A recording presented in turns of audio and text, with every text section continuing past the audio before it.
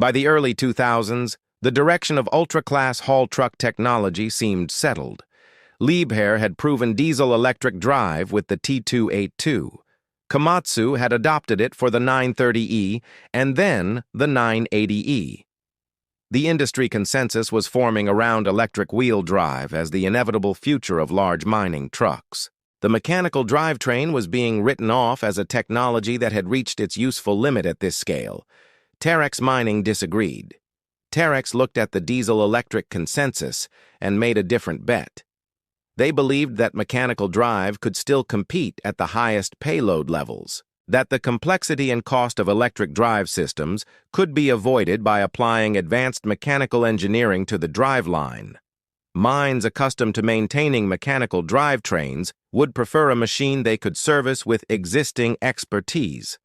The result of that bet was the Terex MT6300, with a payload capacity of 363 metric tons, matching the diesel-electric competitors. A mechanical drivetrain designed to transmit power at a scale that no mechanical transmission had previously achieved in a mining truck. It offered mines the productivity of an ultra-class truck without the operational complexity of electric drive. The MT6300 was ambitious. Genuinely so.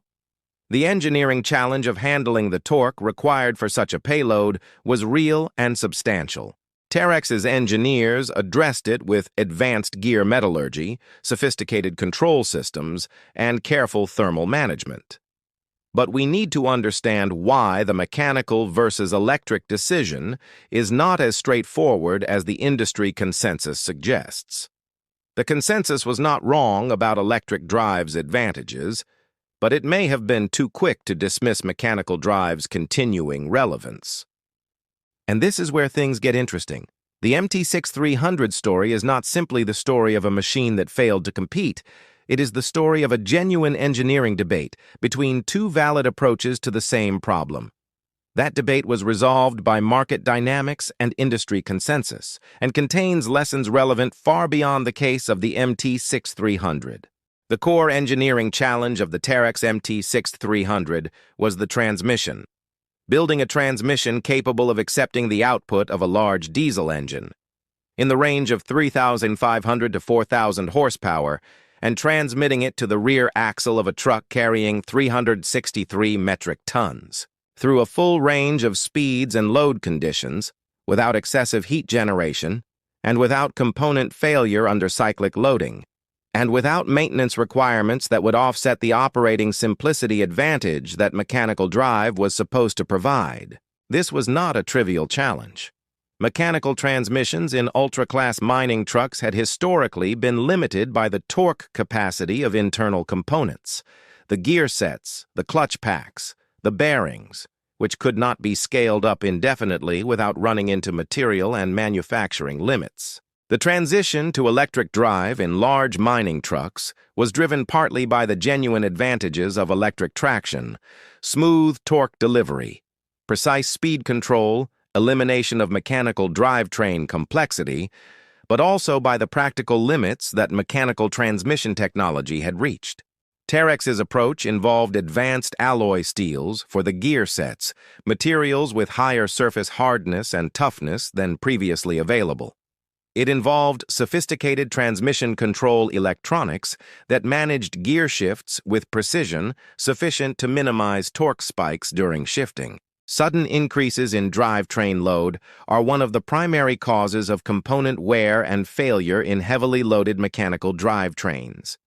The thermal management of the mechanical drivetrain was one of the most critical engineering challenges. At the torque levels involved in moving 363 metric tons up a mine haul road grade, the mechanical losses are substantial. Managing that heat requires a cooling system of significant capacity to maintain lubricant viscosity and prevent accelerated wear.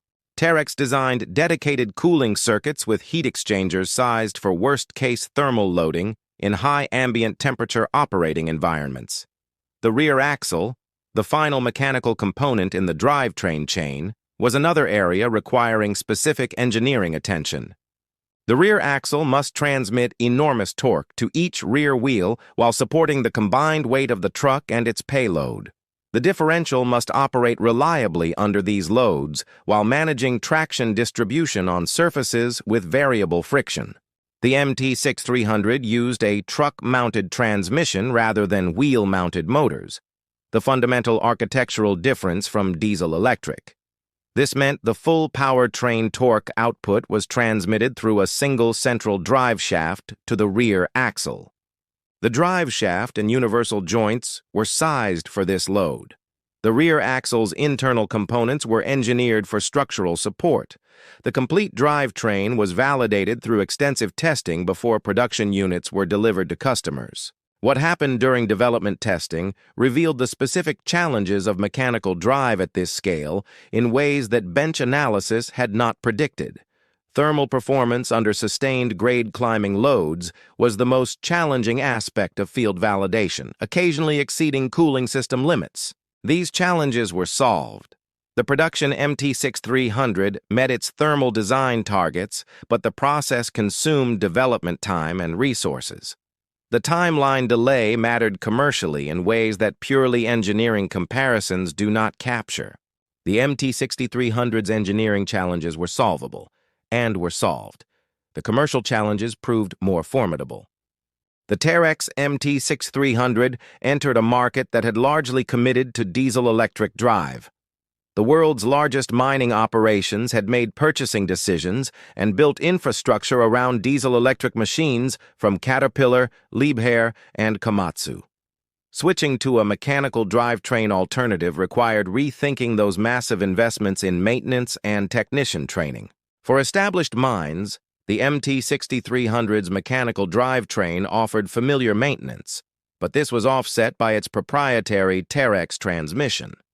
The maintenance familiarity advantage was real, but not as large as the marketing claimed due to these specific components. The parts supply chain was less established for the MT6300 compared to the equivalent components in diesel-electric alternatives. For new mines, the MT6300 was easier to justify on paper, but the track record of competitors was compelling. A mine committing to a multi-hundred-million-dollar fleet investment wants equipment with a demonstrated reliability record. The Caterpillar 797F, the Liebherr T282C, and the Komatsu 980E all had that proven record. The MT6300, as a newer machine in a less common configuration, had a shorter and less extensive record. The commercial result was that the MT6300 sold in smaller quantities than its diesel-electric competitors. It found customers in specific operations, but not at the volumes needed to sustain service infrastructure. Terex's mining division went through corporate changes that affected its ability to invest in continued development. The MT6300 did not receive the continuous investment required to remain competitive in its electronic control systems. Its predictive maintenance capabilities did not develop to the level that mine operators were increasingly expecting. The MT6300 story ended not with a dramatic failure, but with a gradual fade. It was a machine that worked, but it could not establish the market position needed to sustain itself. A challenger needs to be significantly better in ways that matter. The MT6300 was competitive, but not better enough. This is not an engineering failure. It is a market reality. And understanding that is as important as the engineering itself. The Terex MT6300 story teaches several lessons that go beyond the specific case of one mining truck. The first is about the relationship between engineering merit and commercial success. The MT6300 was a genuine engineering achievement, a mechanical drivetrain at a scale that had not been previously demonstrated, engineered to a standard of performance that made it a credible competitor to the diesel-electric alternatives. Engineering merit was present.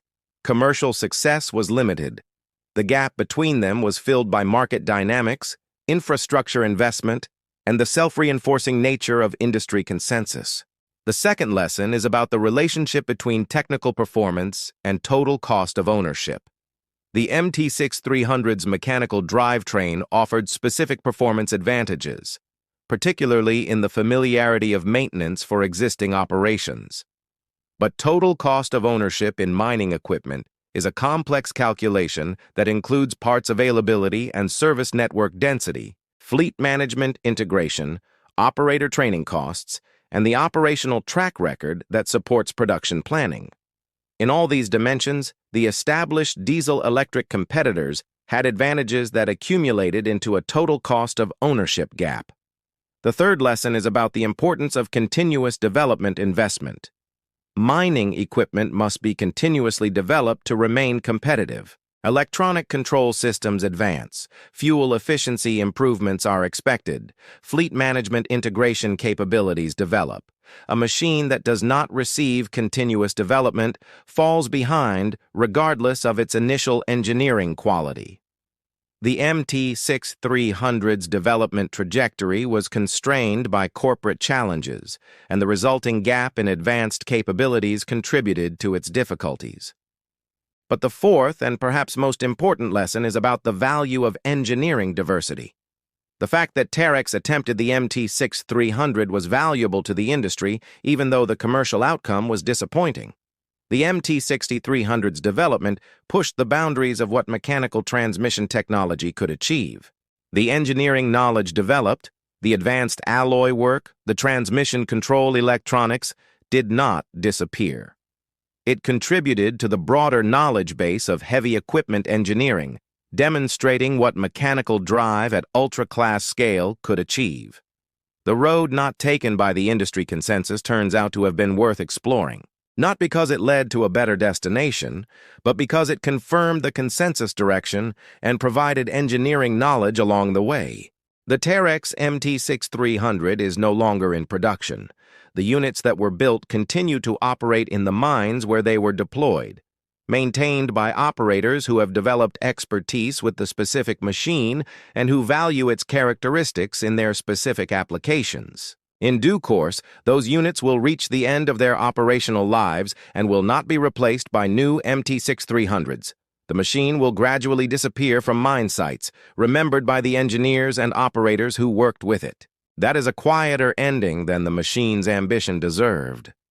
But it is not an ending that negates the achievement. The MT6300 was the largest mechanical drivetrain mining truck ever built. It demonstrated that mechanical drive at 363 metric ton payload was achievable, and it contributed to the engineering knowledge of the industry in ways that extend beyond its commercial footprint. The specific engineering knowledge generated, the materials science, the control electronics, the thermal management solutions, fed forward into the broader engineering community. That is the real legacy.